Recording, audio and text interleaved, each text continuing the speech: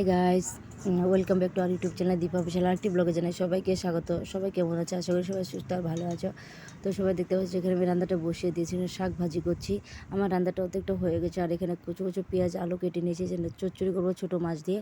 আর এখানে উচ্ছেটা ভাজা করে নিয়েছি আর লেবু কেটে নিয়েছি। আর হ্যাঁ, এখানে আমি 2 বেলার ভাত নিয়েছি, কারণ আমি যাব হসপিটালে সোনামাকে ডক্টর দেখাতে। তার জন্য ওরা আসা মানে ঘরে এসে রান্নাটা অসম্ভব, মানে একটু রেস্ট নিতেও হবে, এই জন্য রান্না করা হয় না। এখানে শোনো আমার প্রচণ্ড জ্বর ছিল, তার জন্য হসপিটালে গিয়েছিলাম। আর দেখো নাক একটা কালা দাগ করেছে, কারণ পড়ে গিয়ে ব্যথাটা পেয়েছিল। তখন শোনো আমার কিছু খাচ্ছিল না, তার জন্য একটা চিপস কিনে দিয়েছিলাম, ওইটাই খাচ্ছিল। আর এখানে প্রায় 2 ঘন্টা বসিয়েছিলাম। ওরা বলছিল যে না 1.5 ঘন্টা পরে ডক্টর এসেছিলো, কিন্তু 1.5 ঘন্টা পরে আসে না, 2 ঘন্টা পরে এসেছিলো। তো কী করবো আর বলো, ডক্টর দেখাতে গিয়েছি তো ওখানে ওয়েট তো করতে হবে। তো এখানে 2 তলা থেকে আমি কাছে না একটু শর্ট ভিডিও করে নিই। তো এখানে মিনি ব্লগের জন্য হালকা একটু ভিডিও করছিলাম। আর হ্যাঁ, এখানে দেখো কৃষ্ণচূড়া ফুলটা এত সুন্দরভাবে ফুটেছে, প্রচণ্ড ভালো লাগছিলো। আর এখানে দেখো যে কোকা কোলা যেটা দেখছো ওইটা হলো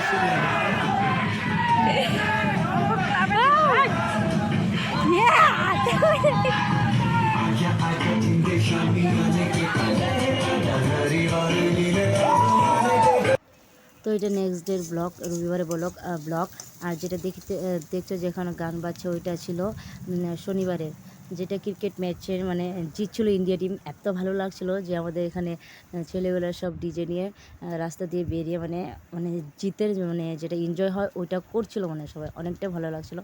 তো এখানে আমি রবিবারের মানে সকালে ভাবছি একটু ঘুগনি করব, কারণ সবাই ঘরেই থাকবে। তার জন্য এখানে চানা বুট দিয়ে ঘুগনি করছিলাম। ঘুগনিটা প্রচণ্ড টেস্ট হয়েছিল। আর রুটি দিয়ে খাবো বলছিলাম, কিন্তু রুটি দিয়ে খাওয়া না, মুড়ি দিয়ে খেয়েছি। তো এখানে আমার মশলা দেখো কষানি হয়ে গিয়েছে।